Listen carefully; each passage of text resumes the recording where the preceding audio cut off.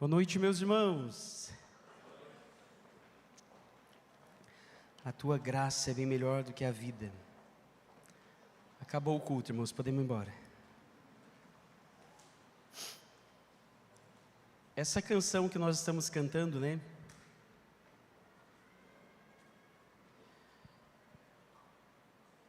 Quero beber do teu rio, Senhor. Hoje, com o que entendemos, com o que sabemos, com aquilo que o Senhor tem nos dado, faz tanta diferença, né? Uma música que traz um saudosismo gostoso, com a maioria dos que talvez aqui já viveram, já cantaram, e às vezes não entendíamos o que cantávamos. Ele nos deu uma água que nós não temos mais sede, irmãos. Glória a Deus por isso. Visitantes, sejam bem-vindos a este lugar. Nós estamos finalizando uma série, e que série, irmãos, prática, né?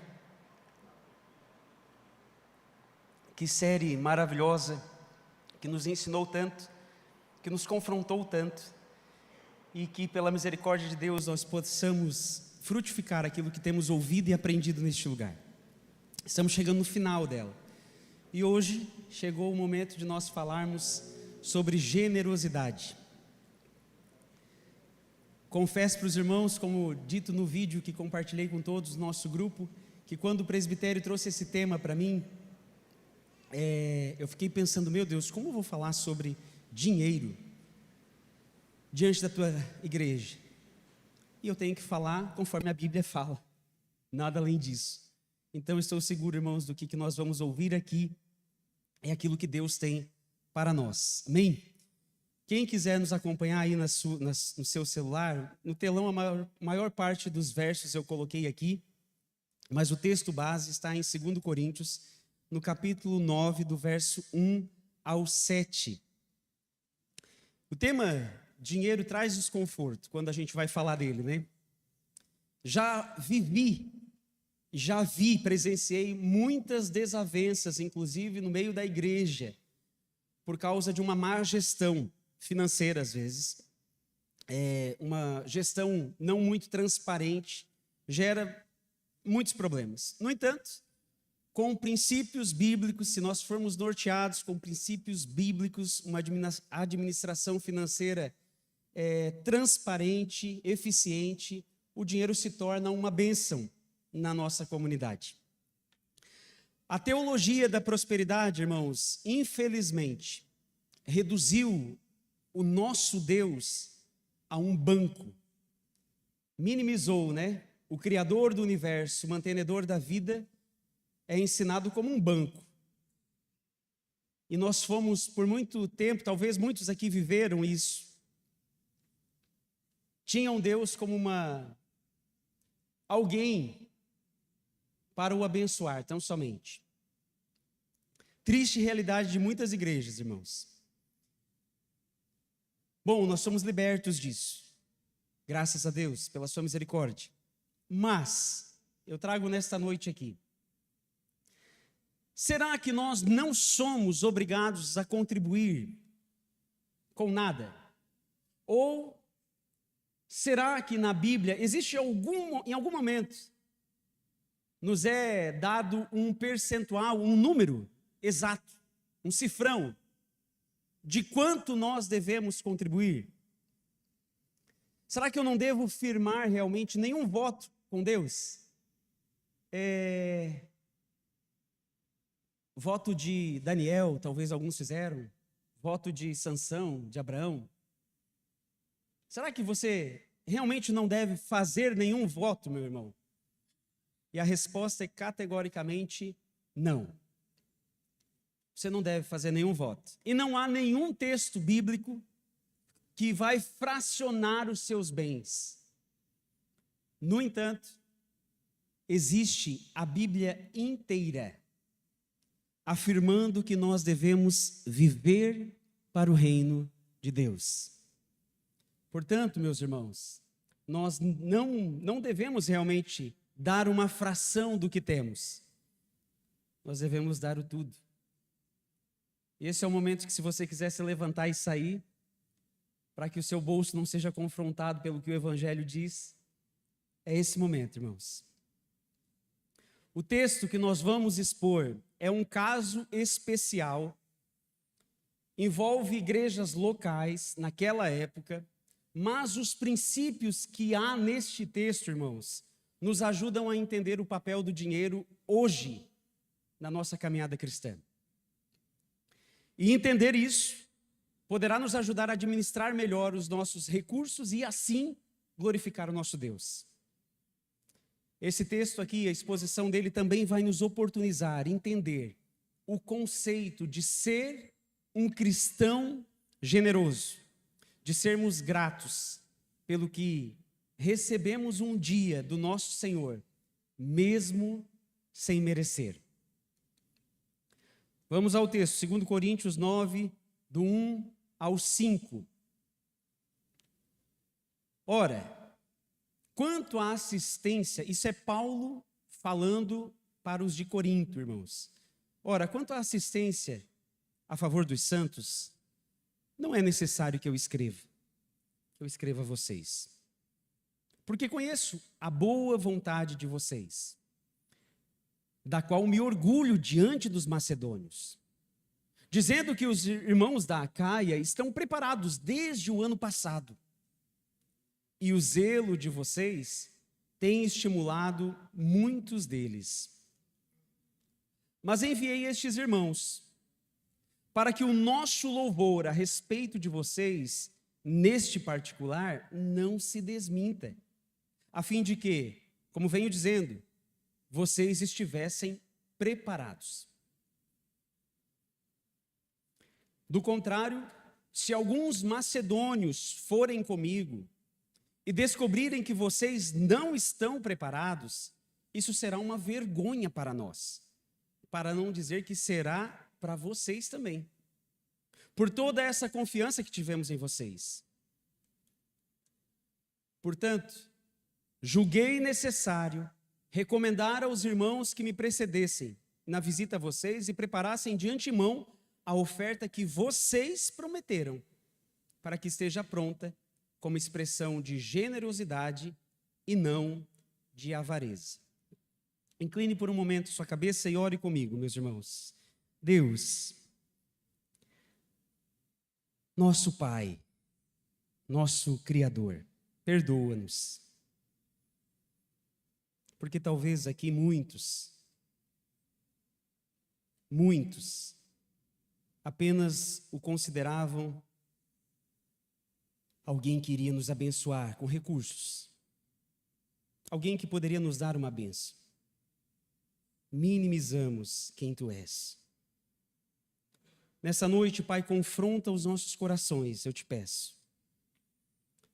Torna-nos mais parecidos contigo, em nome de Jesus.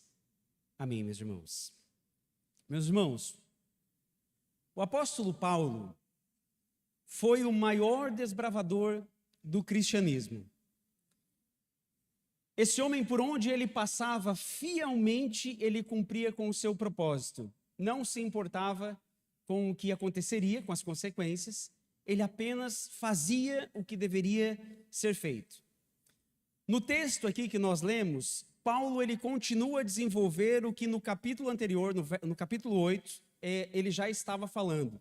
Ele está falando sobre contribuir, sobre contribuição. E essa carta, ela tem um objetivo aqui muito claro: encorajar os crentes de Corinto a levarem junto com outras igrejas, uma oferta generosa. O destino dessa oferta era os cristãos que estavam na Judéia. Nessa época aqui, havia uma fome muito grande. Eles estavam sob o domínio do imperador Cláudio e as igrejas de Corinto, há um tempo atrás, já haviam se comprometido com Paulo de que levantariam uma oferta. Só porque ficou só na palavra, o tempo passou e essa promessa que eles haviam firmado não se concretizava.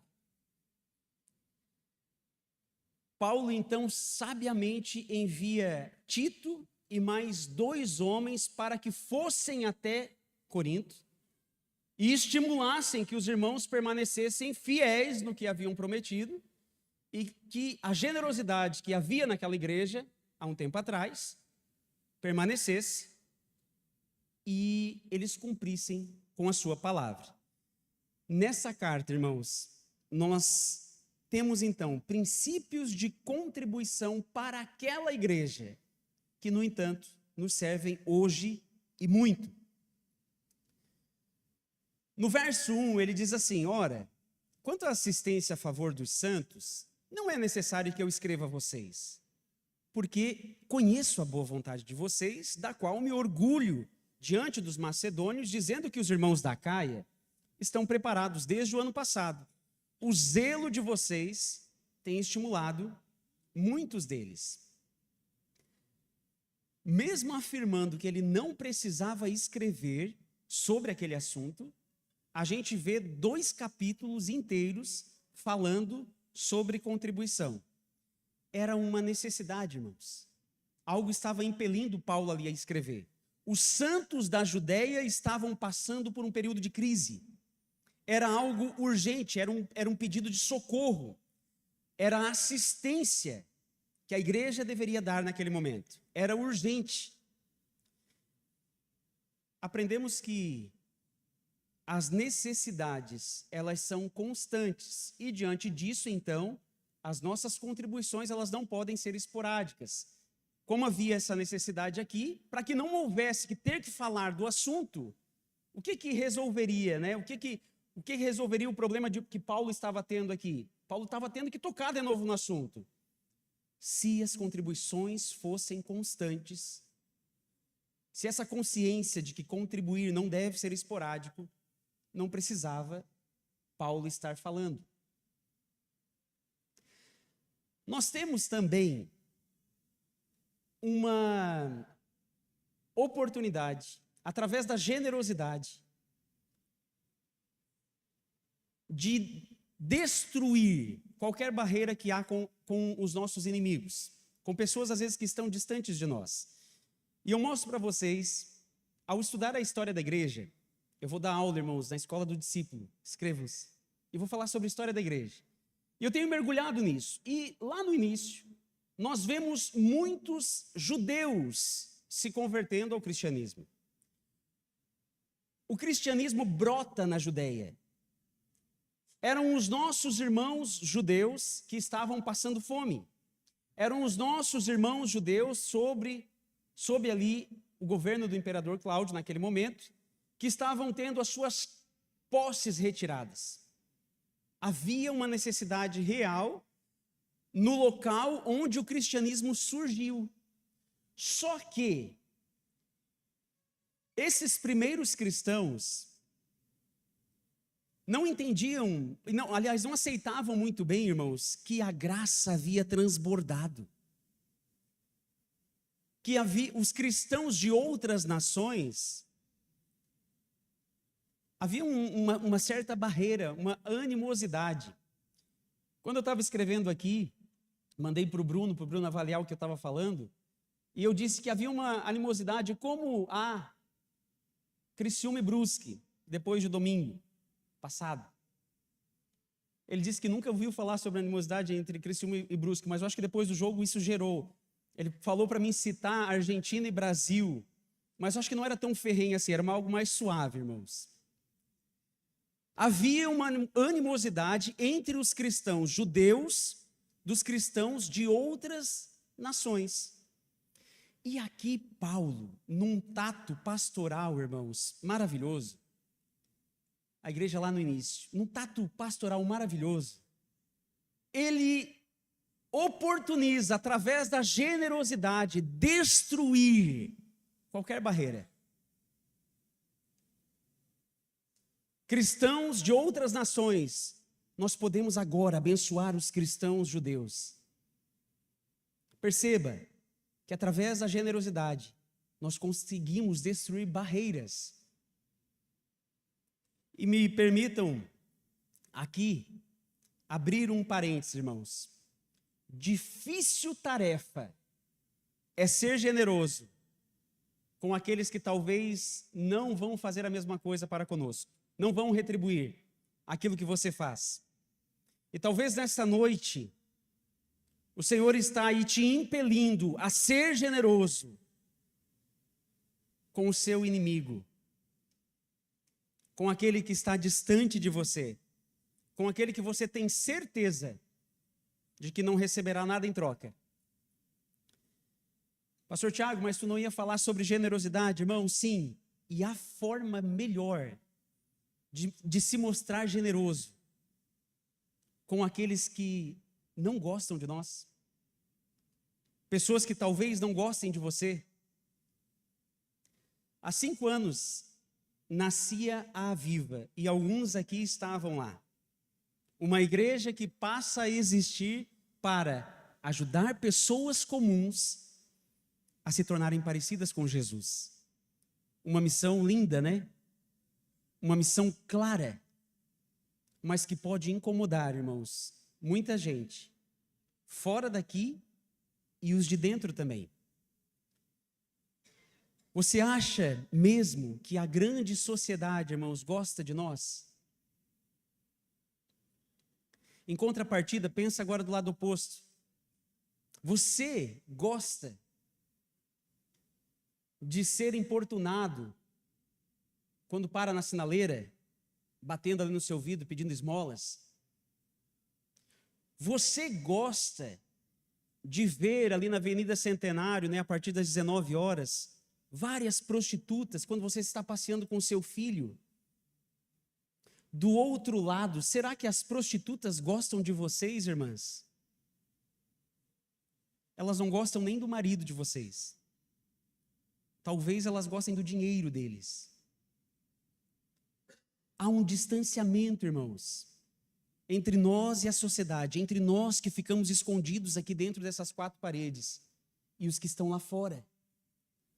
Mas há como nós derrubarmos isso através da generosidade.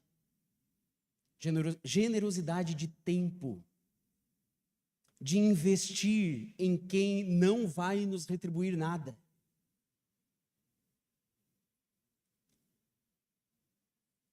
Meus irmãos, a nossa igreja nasceu para ajudar pessoas. Muitas delas nem gostam da gente, mas nós temos uma missão: ajudar essas pessoas a conhecerem a Deus. E por vezes eles têm razão mesmo de não gostar de crente, né? Nós fomos ensinados assim, religiosamente, que quando nós nos convertíamos, talvez muitos aqui viveram isso, eu vivi isso, nós deveríamos nos afastar. Não foi isso que foi ensinado a nós? Eu me afastei. E é tão real que nós fazíamos isso, que o último lugar hoje, que talvez o seu parente deseje estar, é dentro da igreja. O último lugar que uma prostituta deseja estar é em comunhão com a igreja. O último lugar que uma pessoa com desejos homoafetivos deseja estar é aqui dentro. Nós fomos ensinados a ser assim. Eles têm repulsa de nós, irmãos. Fora que se converter, há um tempo atrás, significou para muitos aqui barganhar com Deus. Doe para receber em dobro. Você não tinha vários envelopes lá, votos, que você botava dentro da gaveta? Trízimo. Quem foi trizimista? Que vergonha, irmãos. Minimizávamos o nosso Deus. Quão poderoso Ele é. Fecha parênteses. Bom, a gente percebe que a gente tem uma grande oportunidade de nos mostrarmos generosos quando podemos servir os nossos inimigos, servir aqueles que não gostam de nós. Voltando ao texto, nós vemos ali uma única igreja, possivelmente dividida por sentimentos religiosos, e que agora, através da generosidade, tem a oportunidade de destruir barreiras entre si. Poderia acabar com aquela animosidade. Como? Através da generosidade, através do serviço. Observamos que essa oferta que Paulo levanta aqui é uma oferta entre igrejas para uma única igreja. Não são cristãos isolados, né, abençoando pessoas de forma isolada. Não, era a unidade da igreja. Paulo inicia os versos aqui afirmando: eu não preciso escrever sobre isso. Mas quando eu escrevi, irmãos, esse texto aqui, esse sermão, eu me perguntava hoje, né? Como que a nossa igreja irá cumprir a missão de ajudar pessoas comuns se rotineiramente a gente precisa estar falando sobre a necessidade que todos nós temos de sermos generosos? Como não falar sobre esse assunto? Há uma missão a ser cumprida. Graças a Deus, meus irmãos, que a grande maioria da nossa igreja tem entendido isso.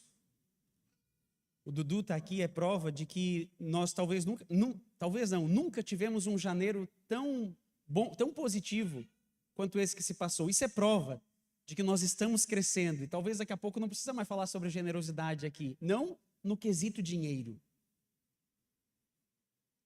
A maior parte da igreja tem entendido que essa missão não é minha, não é do Bruno, não é única, não é exclusiva de alguém, é nossa. Nós existimos para ajudar pessoas. Já não sou eu quem vivo, mas Cristo vive em mim. Que isso se torne real em nossas vidas, irmãos. Devemos sentir prazer em contribuir. Infelizmente, alguns demoram a entender que contribuir é um privilégio. Talvez você ainda não entendeu isso. Um privilégio que nos é dado. Talvez você ainda está sofrendo, talvez com as cicatrizes de um tempo onde havia lobos comendo a sua carne, através de doutrinas erradas, ensinando e sugando todo o seu dinheiro. Meus irmãos, o nosso Deus não é banco. E glória a Deus por isso. O nosso Deus é muito mais do que aquilo que talvez te ensinaram. Talvez vivemos anos debaixo da teologia da prosperidade.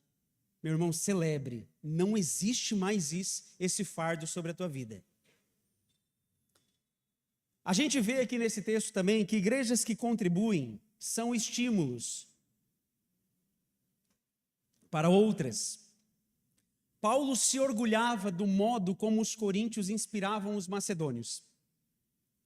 Um bom exemplo tem sempre um grande impacto, né? Quando nos comprometemos com a obra de Deus, isso motiva outros a fazerem o mesmo. Olha o que o texto diz, a segunda parte do verso 2. E o zelo de vocês tem estimulado muitos deles. No nosso último encontro do PG, a gente teve um testemunho simples do Gustavo, da Larissa, dizendo que o quão feliz ele ficou de servir na logística. De que aquele culto foi diferente. Que ele ficou mais lá atrás, mas ele se sentiu parte do que estava acontecendo. Ele viu os irmãos ali ofertando, sentando nas cadeiras que ele havia arrumado, na hora do QR Code, ele se sentiu parte de tudo que estava acontecendo. E havia alegria em compartilhar aquele testemunho. E eu pude perceber, irmãos, que aos que estavam em volta, num testemunho tão simples, gerou talvez ali fé para dar um passo em servir também. Exemplo, ele gera muito impacto. A igreja aqui de Corinto, há um tempo atrás, era uma igreja muito abençoada, generosa. E o exemplo deles é trazido por Paulo e arrastou muitas outras igrejas a fazerem o mesmo. Todas as igrejas ali da Macedônia foram impactadas pelo exemplo da igreja de Corinto. Perceba a forma como Paulo havia iniciado o capítulo 8. Olha só o que ele está dizendo. Também, irmãos, queremos que estejam informados a respeito da graça de Deus, que foi concedida às igrejas da Macedônia. Porque no meio de muita prova, de tribulação, manifestaram abundância de alegria, e a profunda pobreza deles transbordou em grande riqueza e generosidade. Porque posso testemunhar que, na medida de suas posses, e mesmo acima delas, eles contribuíram de forma voluntária, pedindo-nos com insistência a graça de participarem dessa assistência aos santos. Irmãos, você percebeu? Os irmãos da Macedônia chegaram em Paulo e falaram assim: a gente quer contribuir. Insistiram em participar daquilo. Hoje, a gente tem que chegar no irmão: você tem que contribuir. Alguma coisa se perdeu aí no caminho. Alguma coisa está errada. Nós vemos os cristãos naquela época insistindo em contribuir. Havia tanto entusiasmo que eles suplicam insistentemente: eu preciso fazer parte desta obra. Irmãos, talvez eles tinham entendido alguma coisa que a gente ainda não entendeu. Qual é a diferença? O que os motivava? O exemplo ali da igreja de Corinto estava arrastando outros a contribuírem. Temos aqui, irmãos, um bom princípio, né? Entendemos que igrejas que contribuem são estímulo para outras igrejas. A nossa igreja viveu isso. Quando a Viva nasceu, pouco depois, outros irmãos americanos, longe, nos amaram. Serviram a nossa igreja sem nos conhecer, irmãos, e cumpriram com a sua promessa do início ao fim. Durante alguns anos, o que eles haviam prometido, cumpriram. E isso gerou fruto. Porque a nossa igreja, vendo o que Deus fazia, foi também impactada por isso. Eu nunca tinha visto isso na minha vida. Estou com 40 anos. Eu nunca tinha visto isso, igrejas abençoando outras igrejas, sem ser da mesma placa. Isso para mim, olha, isso é ser cristão, né? Nós fomos motivados, irmãos, por esta ação. Plantamos 2 novas igrejas. Uma das igrejas que plantamos está plantando outra. A Viva Palhoça está investindo agora numa igreja que não é a Viva, lá nos ingleses. Meus irmãos, a nossa igreja, se você não sabe, apoia outras plantações, porque assim como nós fomos abençoados um dia, nós sentimos prazer e alegria em abençoar. Eu aproveito para pedir para que você ore pelos nossos pastores que estão numa viagem missionária. Irmãos, outras igrejas lá pagaram para eles irem até lá. Por quê? Porque eles querem conhecer um pouquinho. Por quê? Porque eles querem investir no reino de Deus aqui no sul do país. Eles vão passar por alguns cultos, alguns treinamentos, 2 conversas bem importantes lá. O Renan foi lá, está mais feliz que pinto no lixo. Para conhecer, irmãos, porque eles querem insistentemente nos abençoar. Ore por esse momento, ore por eles. Que o Senhor cumpra sua vontade lá. No verso 3 e 5, a gente tem, na NAA, tem a palavra mas. Em outras versões, talvez você vai ter aí contudo. Paulo coloca essa palavrinha no meio do que ele está falando. E essa palavra quer dizer muita coisa. Mas, verso 3, enviei esses irmãos para que o nosso louvor a respeito de vocês, nesse particular, não se desminta, a fim de que, como venho dizendo, vocês estivessem preparados. Do contrário, se alguns macedônios forem comigo e descobrirem que vocês não estão preparados, isso será uma vergonha para nós, para não dizer que será para vocês também, por toda essa confiança que tivemos em vocês. Portanto, julguei necessário recomendar aos irmãos que me precedessem na visita a vocês e preparassem de antemão a oferta que vocês prometeram, para que esteja pronta como expressão de generosidade e não de avareza. Ele usa essa palavrinha, mas, contudo, havia algo, irmãos, que estava aqui incomodando Paulo. Paulo, ele é muito polido, né? Ele é muito educado nas suas palavras. E eu relembro mais uma vez, os primeiros versos, ele está afirmando, eu não preciso escrever sobre isso, mas, contudo, havia algo que o deixava inquieto, irmãos. Paulo estava preocupado, que na hora do vamos ver, né, havia uma promessa daquela igreja, mas até agora nada se cumprira. Ele estava preocupado, então vou enviar Tito e mais 2 lá na frente, para estimular os irmãos a permanecerem generosos e a cumprirem com o que falaram. A igreja de Corinto parecia haver perdido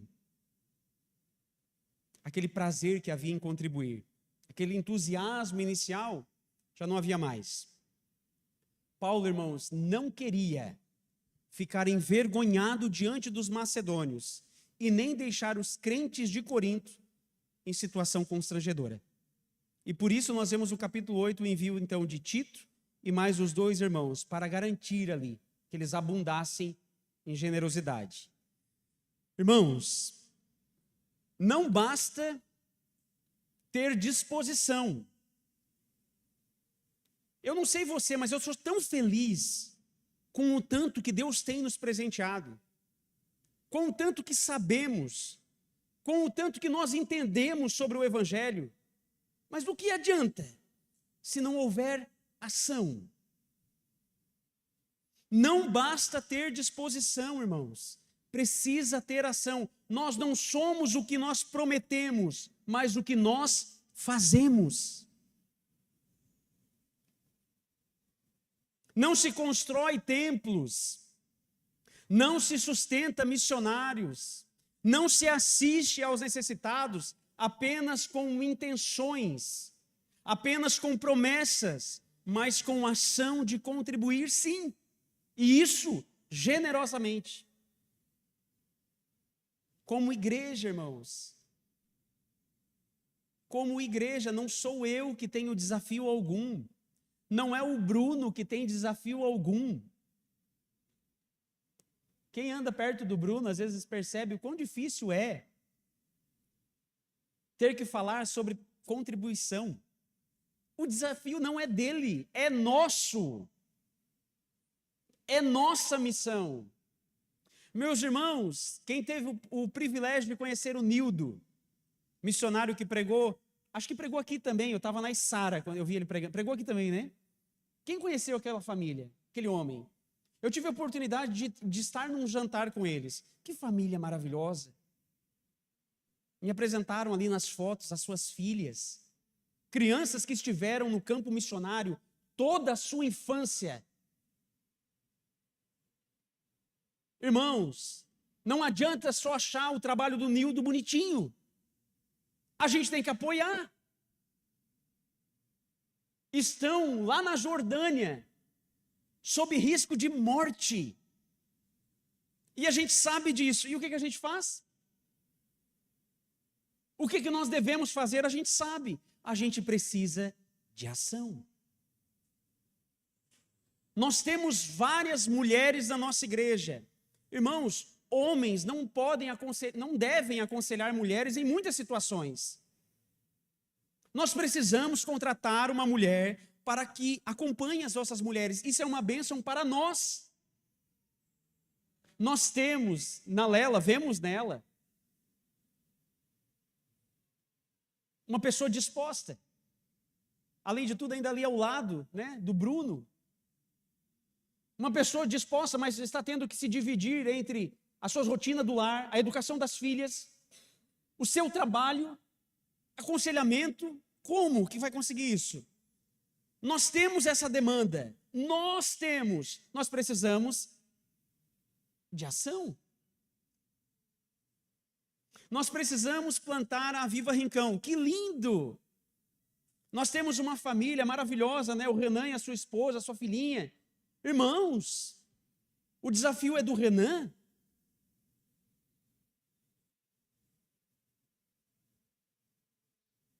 Nós precisamos, irmãos, trazer isso para nós. Podemos ler esse texto aqui, né? E talvez você também está pensando isso sobre a minha fala. Talvez a gente lê numa primeira análise aqui e nós concluímos que Paulo está pensando em si. Ele não quer passar vergonha. A gente não pode esquecer, meus irmãos, que Paulo está aqui numa função apostólica. Ele está levando uma mensagem, a mensagem de salvação. Ele não está preocupado com ele, não. Ele está preocupado com o que ele defende, com o que ele crê. E por isso falamos tão abertamente hoje sobre generosidade. Não pelo que nós precisamos, mas o que nós igreja, precisamos fazer. E o que a Bíblia nos orienta a fazer. De fato, aqui, irmãos, Paulo ele não poderia ser acusado de mentiroso, de exagerado, ou qualquer outro adjetivo pejorativo, né? Aquilo poderia afetar a credibilidade dele, e, portanto, a precaução aqui que vemos, ela visa proteger a mensagem que ele estava levando. No verso 6, nós vamos ver agora algo que foi muito usado erroneamente, né? Mas a gente percebe, está ali e nós não temos como omitir. Semear e colher, irmãos, era uma prática muito comum usada aqui no Novo Testamento. A agricultura era muito forte. Então, por isso que a gente vê muitas analogias usando a agricultura. A oferta é vista como uma semente, está claro no texto. E exatamente como nós temos no plano material, conforme plantamos, vamos colher. Se planta pouco, colhe pouco e vice-versa. Todos entendiam o que Paulo estava ensinando. 2 Coríntios 9, 6 e 7. Olha o que está escrito. E isso afirmo: aquele que semeia pouco, também colherá pouco. E o que semeia com fartura, também colherá com fartura. Cada um contribua segundo tiver proposto no coração, não com tristeza ou por necessidade, porque Deus ama quem dá com alegria. Irmãos, diante desse texto, diante dessa analogia aí, o semear aqui é ofertar. E o resultado espiritual da sua semeadura seria proporcional à sua generosidade. Portanto, aqui, de acordo com o que está escrito, se você semeia pouco, dá pouco, contribui pouco, Deus lhe recompensa pouco. Se a sua recompensa será na mesma medida do que você planta. Se contribui muito, oferta generosamente, Deus vai lhe dar de volta abundantemente. É o que está escrito aí, né? Baixa a placa da Viva e levanta da IURD agora.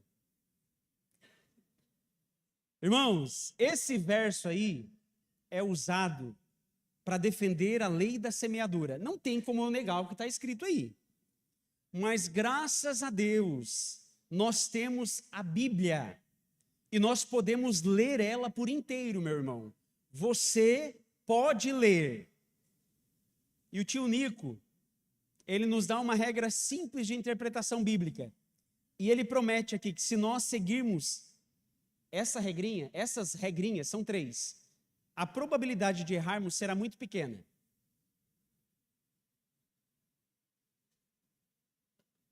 Primeira, contexto.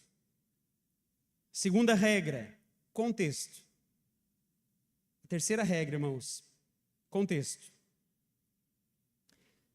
Eu peço que você atente para o que vem após. No 2 Coríntios 9, 7. Cada um contribua, segundo tiver proposto no coração, não com tristeza ou por necessidade, porque Deus ama quem dá com alegria. Definitivamente, não é algo mecânico, irmãos. Não se trata de barganha. Não é um negócio que nós fazemos com Deus. Essa lei do verso 6, que diz que você receberá na proporção em que plantas, está ligada ao que está escrito no verso 7. Parafraseando aqui então, se você contribui com alegria, voluntariamente, com paixão, sem constrangimento, sem hesitar, como parte do seu culto a Deus, entendendo que é parte do seu culto a Deus, expressão da sua gratidão. Definitivamente, isso não é um negócio com Deus. Esses dois versos aqui, eles têm que caminhar juntos.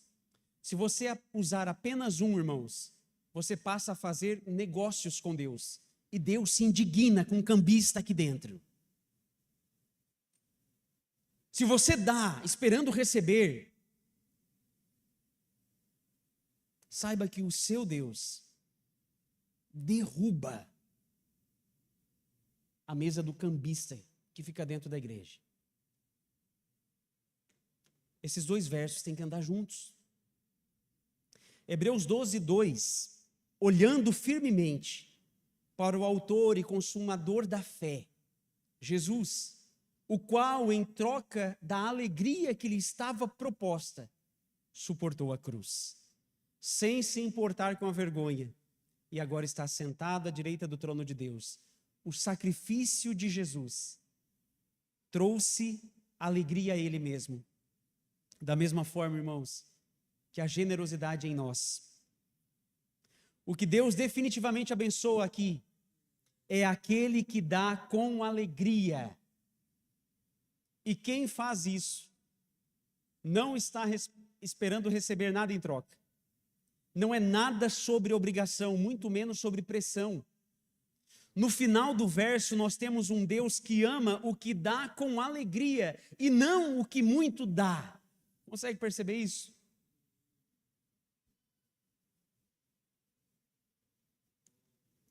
Pois vocês conhecem a graça do nosso Senhor Jesus Cristo, 2 Coríntios 8, 9, que sendo rico, se fez pobre por amor de vocês, para que por meio da pobreza deles, vocês se tornassem ricos. Irmãos, nós somos filhos de Deus hoje. Cristo nos amou e esse amor tomou forma concreta. Maior exemplo de generosidade na expressão de Cristo na cruz, não há. Ele não ficou apenas no falar. Ele expressou isso de forma real. Ele expressou o seu amor em nosso favor através de atitude, indo para a cruz.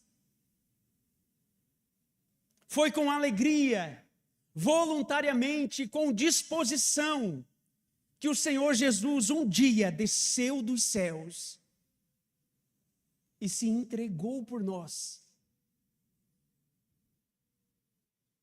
Por isso, irmãos, aqui na Aviva, a essência da contribuição em nosso meio nunca será a lei, nem a obrigação, mas a alegria em fazer por expressão de gratidão. Porque um dia Ele me amou, Ele te amou, Ele entregou o seu filho e Ele cuida de você. Aleluia. Por isso, irmãos, que nós dizimamos. Por isso que nós ofertamos. Porque essa missão é nossa. Por isso que nós participamos de tudo que é possível participar. Em expressão de gratidão, porque nós entendemos o que o Senhor fez por nós. Concluindo, nós precisamos pregar sobre esse tema, meus irmãos. Infelizmente, há muitos lobos vestidos em pele de cordeiro, sugando e manipulando a Bíblia para roubar pessoas. Mercenários da fé, que precisam ser desmascarados. Por isso que nós devemos pregar também sobre isso. Nós vimos aqui que contribuir é uma graça que Deus nos dá. Trata-se de um privilégio. Deve ser de acordo com o que nós temos. No entanto, proporcional com aquilo que Deus tem nos dado. E Deus tem nos dado muito. Deve ser feito, irmãos, com certa regularidade, com o alvo de abençoar outras pessoas, sem que ninguém fique sobrecarregado. Estamos aqui diante de vários princípios, nesse texto. Se nós utilizarmos eles, a nossa igreja será muito abençoada. Nós vamos poder ajudar muitas pessoas e reduzir o sofrimento de muitos. No verso 8 do capítulo 8, também de 2 Coríntios, nós temos Paulo dizendo assim, não digo isso na forma de mandamento, mas para provar se o amor de vocês é sincero, comparando com a dedicação de outros. Vou repetir, não digo isso na forma de mandamento, mas para provar se o amor de vocês é sincero, comparando com a dedicação de outros. Não há aqui nas palavras de Paulo, irmãos, o objetivo de obrigar os coríntios a contribuir. Num café com meu amigo Natanael, dias atrás, eu o ouvia falar ali sobre a motivação que havia no Antigo Testamento comparado com a motivação que há hoje no Novo Testamento. Hoje, irmãos, nós temos uma motivação muito maior do que a motivação legal. Nós somos constrangidos pelo que Cristo fez um dia por nós. Somos constrangidos a sermos generosos. E então nós vemos na generosidade a possibilidade de expressar este amor que nós dizemos ter, não é? A gente não vive dizendo que a gente ama a Deus.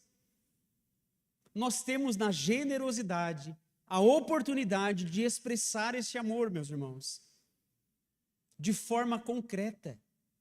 Entendemos que a generosidade acaba se transformando numa prova da sinceridade deste amor que nós dizemos professar. Amamos, mas não colocamos a mão no bolso. Será que amamos? Percebemos, irmãos, que a contribuição não é obrigatória. No entanto, os nossos olhos se abrem para o que Deus fez em nossos corações e então nós nos movemos em gratidão. Contribuir generosamente passa a ser um teste, um exercício de fé. Não se trata apenas de assistência social, meus irmãos, mas é do avanço do reino de Deus. Que o Senhor, hoje o Greco usou uma palavra, Senhor, arranca os nossos sonhos. Arranca, destrói os nossos sonhos. Porque eles têm muitas vezes tirado o nosso foco. Têm nos prendido neste mundo. Você não é dessa terra, meu irmão. Invista no que é eterno. Além de pastor, eu sou professor de matemática. E do pouco que eu ainda me lembro da minha faculdade, de muitos anos atrás, esse texto aqui não está falando em momento algum sobre questões numéricas. Está falando de intenção do coração.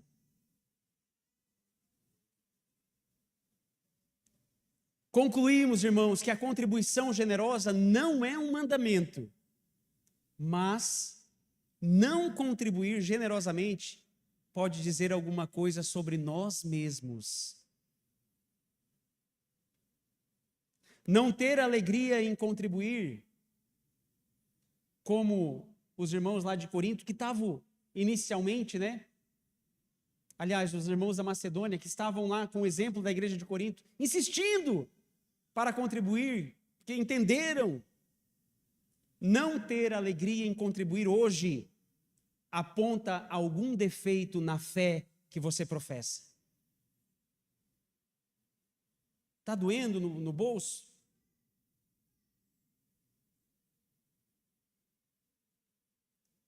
Aplicações práticas, meus irmãos. Eu gostaria de chamar a banda aqui. Ame essa missão.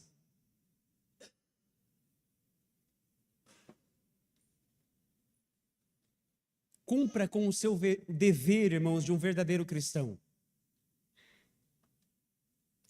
Lembre de toda a obra assistencial, que toda obra assistencial, ela precisa. Nós temos o projeto Semear aqui. Esses dias eu vi aquela foto, que maravilha, né? Todos ali sentados naquela mesa, planejando em como distribuir o pouco recurso que a gente consegue levantar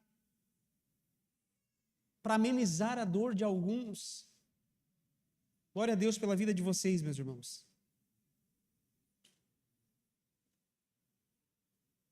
Irmãos, ame essa missão. Lembre que a nossa igreja, ela fará o seu orçamento anual baseada na suposta fidelidade que há nos membros.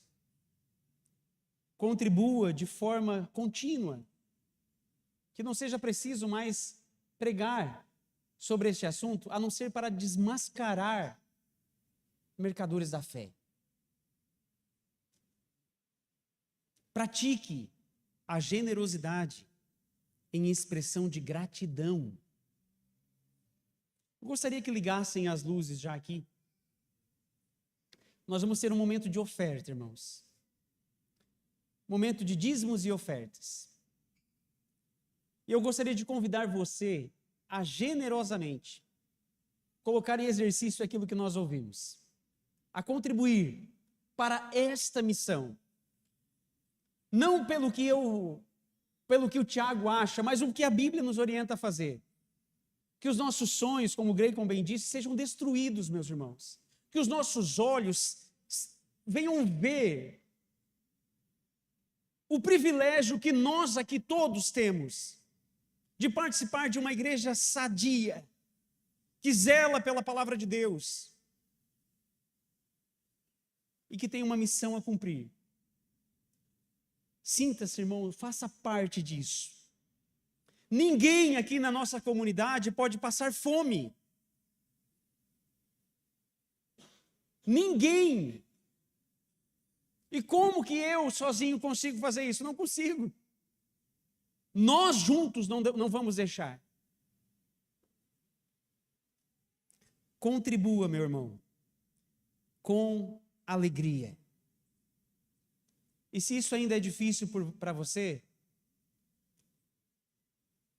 eu volto no que foi pregado domingo passado, né? Jesus, ele nos convida a ir em sua direção. Sai do barco. Sai do barco.